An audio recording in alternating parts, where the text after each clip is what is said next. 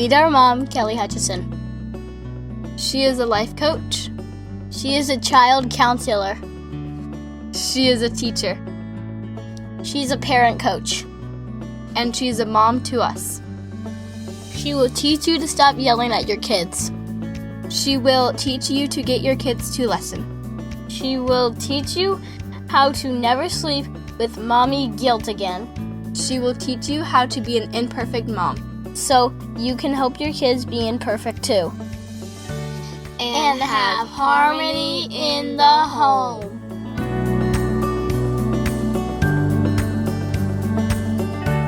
Hey everyone, welcome to episode 15, and I have a special guest in the studio.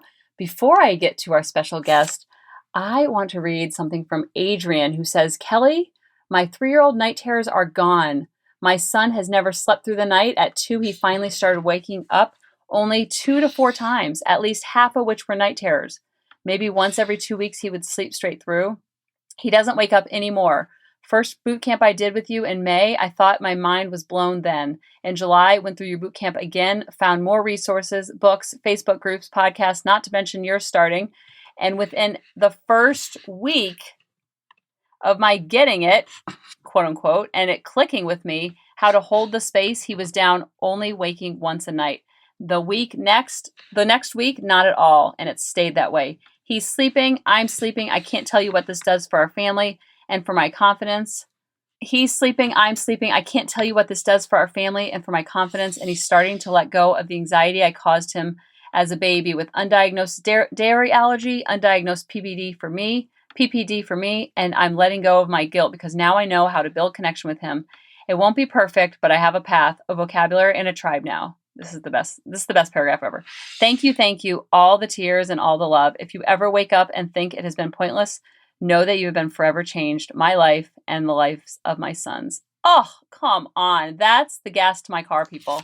Because this is not easy putting myself out there every single week. So you are the reason why this podcast is here. And it's also because of a big boy I have in the studio with me, Grady Wayne Hutcheson. Hello. And Grady, tell them a little bit about yourself. How old are you? 10 years old. I mean, that's funny. Whoopsie. Oh, wow, look at that speaker. Oh, wow. Went so high, you should see it. Oh, my. Okay, well, really tell them how old you are. 9. Oh, you're not. 8. What? 8. I don't know what's wrong. I don't know what's wrong either. Your brain just got so excited. So, how old are you for real? 8 years old. 8 years old. And almost 9. Almost 9. And when were you born? 10-10-10. His birthday is 10-10-10. How fun is that? When the doctor told us that was our due date, I was like, say what? And then he was actually born. Do you know what time you were born? No. I know it's like something 52. Oh. 9? Close. 5:52. 5:52? What about Lily? She was 11:28 at night, like almost the next day. So midnight? Her birthday was almost 5:08. Almost midnight? Almost midnight. 32 minutes before midnight. And wouldn't that be cool if your birthday was the time you were born was 5:55? Born at 10:10:10? No. What if I was born at 10 o'clock and 10? Oh, that would even be better. 10:10:10, born at 10:10. No, what if I was born at 4:48? That'd be pretty cool. And Lily was born on 10:10. Because Lily's birthday is 4:48. And my birthday is 10:10. 10:10:10. And apparently you think you're 10 years old. Wow. That's pretty good. That's good stuff. When I'm 10 years old, we got to celebrate all the 10s in my world. It's your golden birthday. Did you know that? When you turn 10. A golden apple? I want a golden apple. No, it's your golden birthday. With the day that you're born of that month. That's your golden birthday. So my birthday is October 17th. So when I was 17 years old, that was my golden birthday. Daddy's is August 29th. So when he was 29, that was his golden birthday. Oh, wait. My golden birthday hasn't came yet. No, yours is in 2 years. Lily has 48. No, hers was on when she was 4 years old. Oh, I'm the only one without a golden birthday yet. No, everyone's had theirs. Well, no. Lily doesn't remember hers, though. Well, wait a minute. We don't know a birthday in our family. I think everybody's had their golden birthday but you. Wow. The Maggie. The Maggie when she's 29. That's going to be pretty old. Oh. When's she going to die by then? Well, hopefully we'll count in dog years. We won't talk about that. Tell them about your before that, what about the fish? What about the fish? We don't know when we don't know when they were born. Fishy, if you're watching this podcast, we don't know your birthday, so can you tell us it? Tell us about your pup. Oh, my pup's so cute. Okay, tell us about Maggie. What do you like to do with Maggie? Well, I like to take walks with her. Not really. You do walk her. I do walk her, and I kind of complain, but, it's kind of savage. And what's your favorite thing to do with Maggie when you're in the house? Ooh, my favorite thing to do with Maggie is to snuggle with her. Snuggle. So we're going to talk a little bit about being a conscious parent and how that looks for an 8-year-old. And when I told Grady he could be on the podcast, he's like, I'll be on your podcast, but what'd you say? I'm not going to talk about... I forget. He said, I'm not going to talk about my feelings. Oh, great. And you put that before we practice. And I know. And I'm like, Grady, we're going to talk about your feelings. He's like, oh, no, not my feelings. So things are a little different with Grady versus Lily. Lily's like the deep thinker and Grady's like the fun-loving, like he's the comedian of the family. He keeps us all laughing all day, every day. So Grady, tell us a little bit about what it's like. Sneezed. Oh, you almost sneezed? Luckily I didn't. So let's talk a little about discipline. Like, you're a really good listener. So how come, like, when we ask you to do something, you go and do it? Like, well, sometimes I don't do it, like taking Maggie for a walk. I'm like, no, I don't want to take Maggie for a walk, but I eventually do it. mm-hmm. But, like, give me an example. I don't really know. Like brushing your teeth. That seems really hard for you sometimes. Oh, it definitely is because I gotta walk around the flipping whole entire room. Yeah, he's got to walk around the house. Oh, and I was actually planning to connect the door to my room, so. Yeah, he wants to have a room connected to a bathroom across the house, and we said that's not possible. How is it? No, it's possible. So if I gave, like last year when we were doing your homework, you'd come home from school, and I would say, okay, great, it's time to do your homework, and you'd be like, oh. So then I would give you a choice, and what would the choice be usually? What time do I want to do it at, like 3:15 or like 2:24? And I always pick the bigger one because I just want to read instead of do my homework. I don't like homework. Last year it was you were doing Legos, and so you didn't want to do you wanted to do your Legos. So I'd say, Grady, you want to do your homework at 2:33 or 2:48? And he'll be like 2:48. And so then what was the game I would play if you remembered, or if I didn't remember, then you get to choose the subject I would do first. But if I come out early, I could choose my own subject. Yeah, because I always wanted to do reading first, and he always wanted to do math first. And so I would say, oh, I hope you forget. So I would do a little, what's that called when reverse biology. Reverse. He calls it reverse biology. He calls it reverse biology. It's really reverse psychology, but reverse biology is I even funnier. say okay. Speaking of like words and stuff, random stuff. Tomorrow. I love the way he says tomorrow. He like the middle O. Say it again. Tomorrow. I don't know what it is. It's not like I don't see the thing. I know. Every time he says it, the whole family's like, "Oh, say it again." He's like, "What?" It's so weird. Yeah, I don't even notice it. I know. That's if we swap places, then I would think I would see. That's the best part about it. So what I try to teach parents is to do a choice, then a game, then a consequence. So the choice with the homework was I was giving them the choice of the time.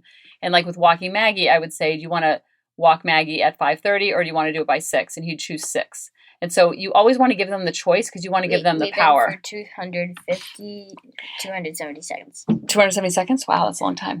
So I gave you the choice, and then you kind of make it into a game. And the game was if he didn't come out at the certain time, then I got to choose a subject. Or it could be something else. It could be you would actually choose math first because you want me to do the worst thing last. Oh, really? I always thought that's what I think. If I was a parent, I would choose their favorite first, but then they got to do the other one.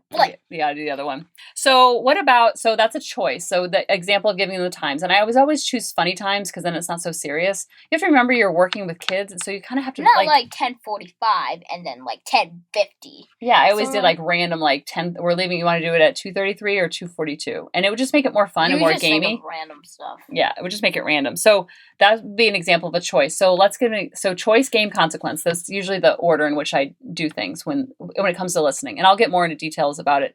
But I want you to hear it from Grady's point of view of, let's say, a game. Like, Grady, let's say you're in the game, you're in the pool, and you don't want to get out, of course, because you have to go take a shower or get your jammies on. No, I don't need to take a shower because I'm already in the pool. So you have the game of getting out of the pool. And so I'll say, do you want to get out in 5 minutes or 10 minutes? So let's say the 10 minutes comes up and you don't get out. So then I would go to the game route. What I try to teach parents is not to repeat yourself over and over and over, because then you're training your kids not to listen to them unless you're saying it over and over and over. Like try to give them a choice, and then if they don't go for the choice, then give them the consequence. Right. Choice, game, consequence. And is yelling ever an option, Grady? No.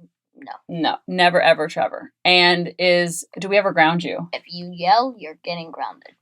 Have we ever grounded you? No, because you don't even allow that. I don't even know how to. One day he got in the car and he got in trouble at school or something. And you're like, "Are you going to ground me?" And I'm like, I don't even really know how to ground you. You were so worried about that. Did you read about that in a book? What? Did you read about that in a book? I don't even grounding. Actually, in a book I read, it's about grounding. Oh, you read in a book? No, yeah, it's just like something happened on the mall and then he just got grounded. No, so yelling's off the table. Somebody went through like the little speaker thing. You know that speaker that goes all around the mall? Like a kid did that. Oh. I'll show you the book. All right, show me the book. It's on the iPad. That sounds like Diary of the Wimpy Kid. It's not. It's Big Nate. Big Nate? Really? He's a troublemaker? Oh, he's not a troublemaker. He likes comics or something. Wow, I didn't know he was like that. But he is, he has a social studies teacher, and I don't want to talk about that. Okay, we won't talk about the social studies teacher, but you can tell me later. She's kind of a yeller. Oh, so yelling's off the table, grounding's off the table. Do we ever spank? No, because you don't even have a belt. We don't even have a belt. Like I got a belt. The idea of actually striking a child, like if I did it as a teacher or the counselor, I would like literally lose my job. I can't imagine like raising my hand to them or a belt or if you would have done that to your children in your like class, you would have not gone in the golden apple. Yeah, I probably wouldn't have won the golden apple. It's illegal to hit children in the class, and spanking, swatting, whatever you want to call it. But so I just think of that same thing with dealing with these precious little children from God and these precious spirits that I would never even dream of. So yelling's off the table, spanking's off the table, and grounding's off the table. So it's like, what else do we do? What form of discipline? So choice, game, consequence. What is there else to do? We already gave them all the punishments. Right. So we give a choice, and then we do the game, and then let's say, okay, we're in the pool, you don't want to get out. I tell you the time, you don't listen. So then what is the game that I might do that you absolutely loved and it seemed to work every single time? Do you think it will still work? Do you want to get out at... Wait, no. You like... I would be like the meat, and then you would be the cheese and the buns. The burrito? Tell them about the burrito. They don't know about the burrito. And I would say, I need my burrito. And then I would come and just get dried up like that. Yeah. And you would close your eyes. And, the towel would be like the shell. Yeah. Next time you do, like, I'm not even going to listen. Oh, this is pretty good. But if it's Daddy, I'm definitely going to do it. You're definitely going to listen. He'll throw you in the pool. So then the next thing we do, choice, game, consequence. Oh, yeah. So that's called love and logic, which we love. Speaking of thrown in the pool, you can actually do that to your kids. It's not that bad of a consequence. Well, you do it out of fun. You do it out of giggles. Did I do it to you one time? Yes. I don't even remember why. Yes. It was so funny. You didn't think you like pranked me. You're like, you would never do it. You were like totally egging me on. Daddy almost did. Daddy almost did. He actually carried me, and then he fake threw me. He always fakes throw me in the pool. I know. I actually threw you in the pool. I think you were in your jammies too. Which you actually live in your jammies. What is it with your jammies? You love your jammies? It's just that I like going cozy. Like 2 p.m. he gets home from school, straight in his jammies, reads a book, does his homework. Then he'll like go outside and play, change back into regular clothes. No, actually, you would never go outside in jammies. I would. You get the mail in your jammies. Yeah. Okay. You're sorry, it's a little crowded in this closet. Okay, so next we're going to go to love and logic, which would be the consequence. So Grady, tell them a little bit about the uh-oh technique. Okay, so the uh-oh is kind of bad. So I'm just on the couch reading a book, and you're like, Grady, we're going to Petco, and I'm like, I don't want to go to Petco. You're like, I'll just stay home, and I'm like, I'm just stay home, and then you're like, you have to go to Petco, and then I'm like, nope, and then you say, uh-oh, and I zoom up. I have no idea why I do it, but I'm just hypnotized. For some reason, this is a technique and from Love and Logic, which I absolutely love. Try to do that to your kids, because they will zoom up. Yeah, you have to be completely detached, first of all, and you use the uh-oh technique, and you use it in a very sing-song voice.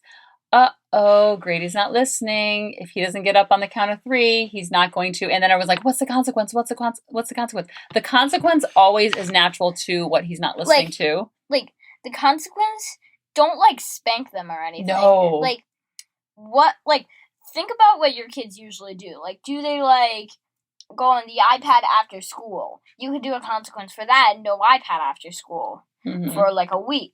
If they if they play outside with their friends on after school, then you're saying you can't play with your friends after school or something like that. Right. And we like to keep the consequences very small and very to the point. So like if he wasn't getting in the car, then he might not be able to choose the radio station we listen to, or he might not be able to... What? That never happened. I'm just using an example. Or it might be, this is taking so much time, we're only going to have later time to read 2 chapters when you read books with Daddy instead of one chapter.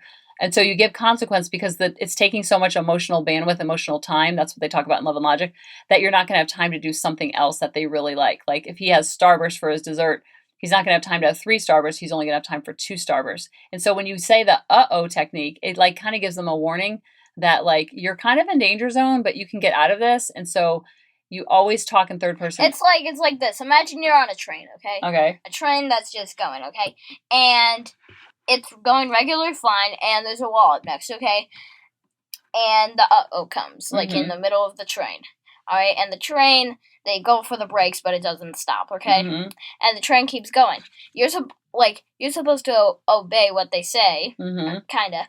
And then if you do that, the train might stop and not hit the wall. Right. It's kind of like you're on thin ice, and like the skates they're like cracking the ice right now, and it kind of gives the kids a chance to kind of redeem themselves. And you don't want the train to crash, or else you're going to get the consequence. Right. Exactly. You got to pay all that money. Yeah. So when you're upset, like the other day, you were really upset when you thought a book was coming from Amazon. You were so excited about it. He was literally like stalking the mail carrier. He actually walked Maggie around where the mail carrier was so he could see where she was. And no, I actually just ran in the rain. It was in the rain. I just got my umbrella. I got a new umbrella. Just telling you that, guys.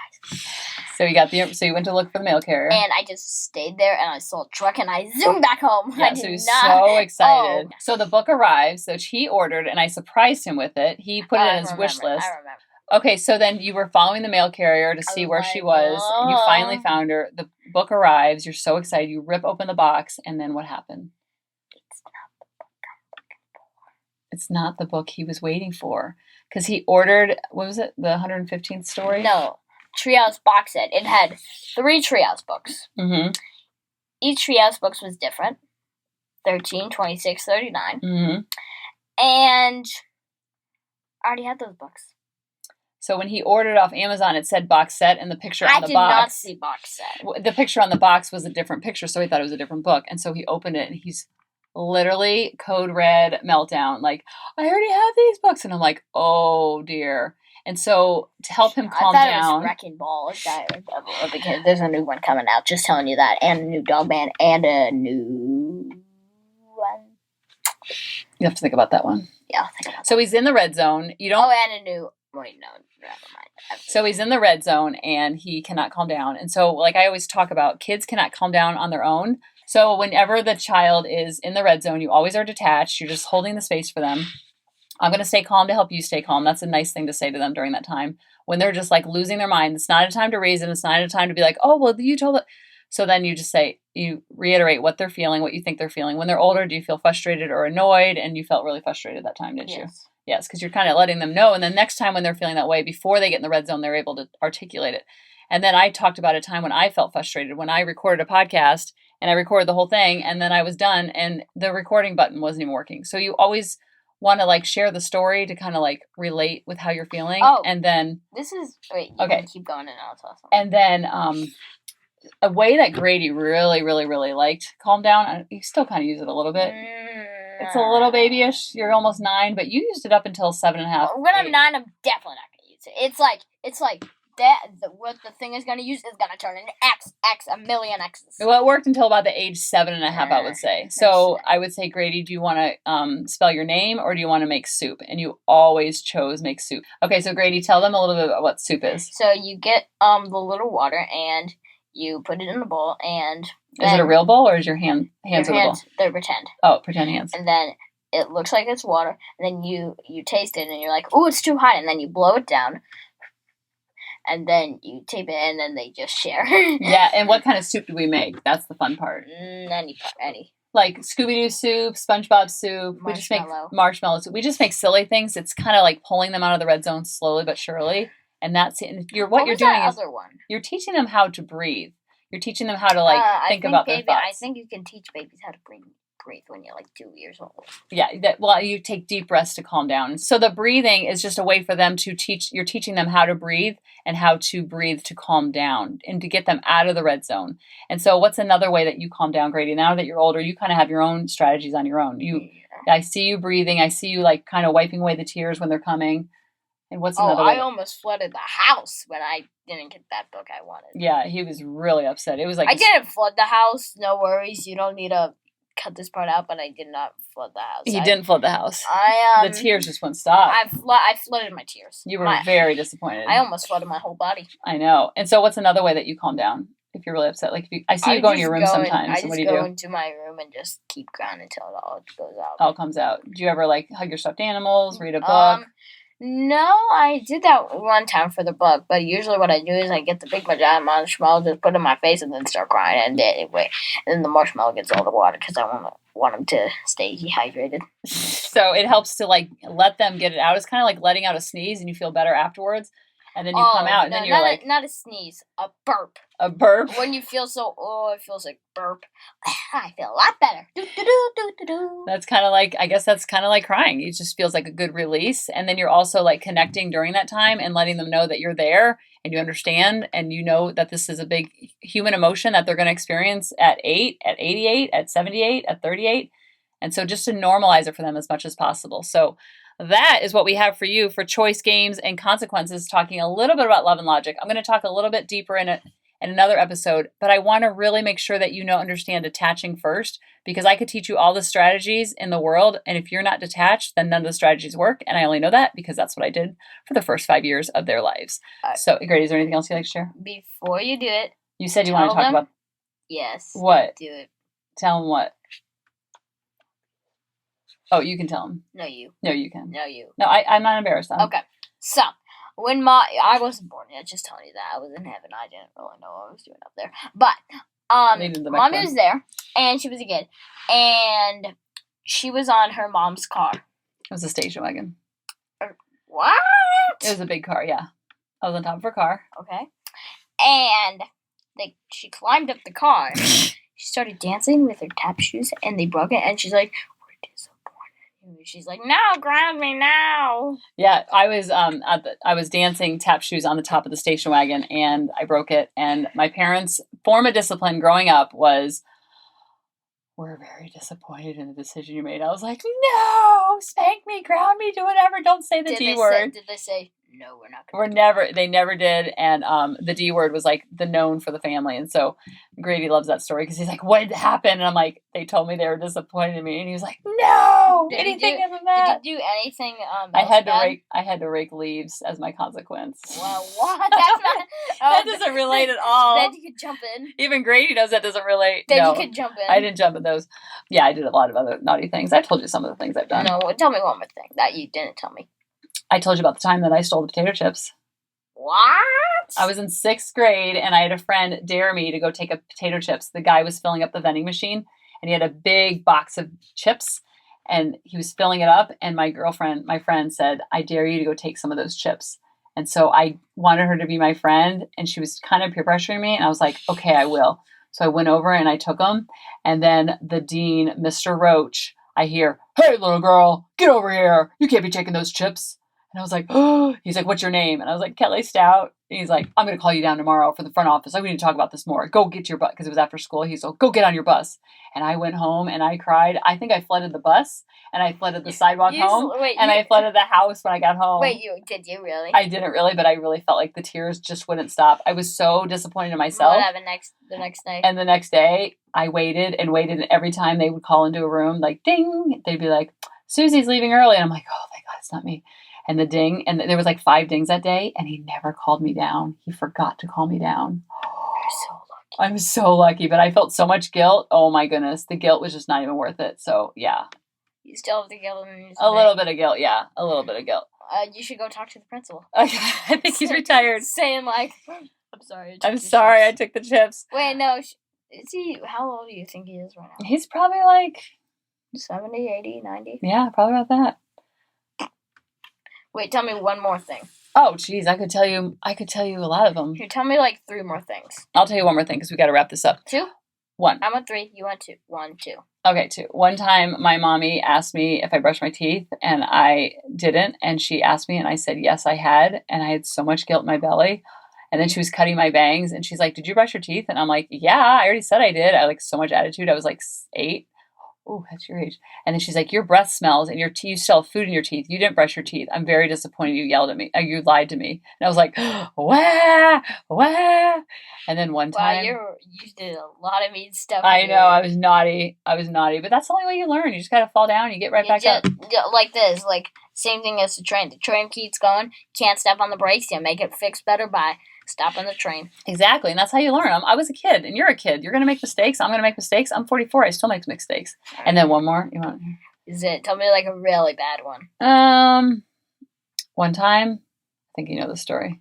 One time, I borrowed my sister's car, and I was with my friend Allison. Chasing is this about the tap shoes? No. Okay, good. And you broke the car. Chasing Cal's mom. I was with Allison, and we were going over this big bump. Did you steal the car? I didn't. It was my sister's car. She told me I could borrow it. We went to Subway. We were driving back. Allison had Sprite in her hand, and we went over this. We saw this like hill coming up. It's like a hill bump, and I was like, "Ooh, I'm going to go really fast over that. Maybe the car can catch some air." And so I went really, really fast, and the car caught air. And then on the way down, it hit the front bumper of the car, and it cracked the bumper. And I drove it home, and my sister asked me, what happened to my car? And I'm like, I have no idea. And I never told her the truth until like a month later. And I was like, Molly, I have to confess, I cracked your car. Alice and I were, I was driving so fast and I went over a big bump on purpose to have fun. It was awful, Grady. It was just awful. I really hope it was. All right, so that ends. Okay, so let me wrap it up, Grady. So I want to thank you all for listening. If you have any questions for Grady Wayne Hutcheson, he's almost a 9-year-old. Just send it to us, and I'll be back on the podcast as soon as later and see how many questions you guys ask. And we might not answer all of them, but we might answer all of them another podcast. Yeah, so we can't get to all of them, but the ones that we can, we'll get to a little bit by little. And thank you for listening, and we'll see you next week. Love you guys. Bye-bye. Bye. Hey, mamas, thanks for listening. If you had any ahas, clicks, or those lightning bolt moments while listening, you have to check out my free parenting bootcamp, where we take all of this to the next level and we try to create even more awakenings for ourselves so that we can connect more with our kids and never yell at them again. You can sign up at www.coachingkelly.com. And if you really want to fill up my love cup, send me an email of what your aha was, what your click was, what was that lightning bolt resonating moment while you were listening. I want nothing more in life than for you to have harmony in your home and to learn how to be an imperfect mom like me, which allows your kids to be imperfect too, each and every day. Thanks for listening.